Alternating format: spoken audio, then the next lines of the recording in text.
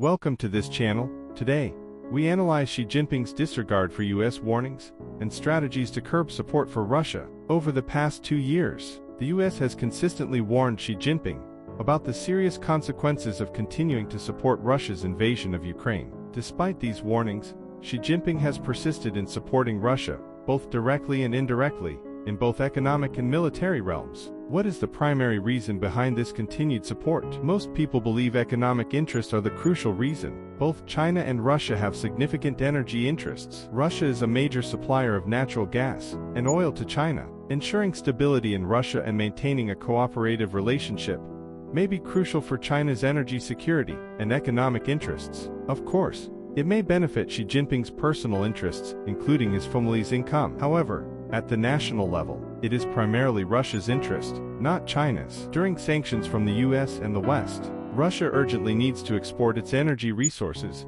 and import cheaper products to maintain its economy. For China, trading with Russia represents only a tiny proportion compared to trading with the US and the West. Trading with Russia and losing its largest partners would obviously be a great mistake. In addition, heavily depending on Russia's energy resources is a strategically fatal error. Buying cheaper oil and gas may seem like a winning strategy for China temporarily. However, Russia has always been a historical adversary for China and has a tendency to seek dominance over the entire country. If Russia recovers from the Ukraine war and becomes discontent with China, they could simply halt energy supplies to China. China would then lose its key energy supply, plunging the nation into chaos. A new Chinese civil war could ensue, as has repeatedly occurred in Chinese history. This is precisely what Russia would like to see.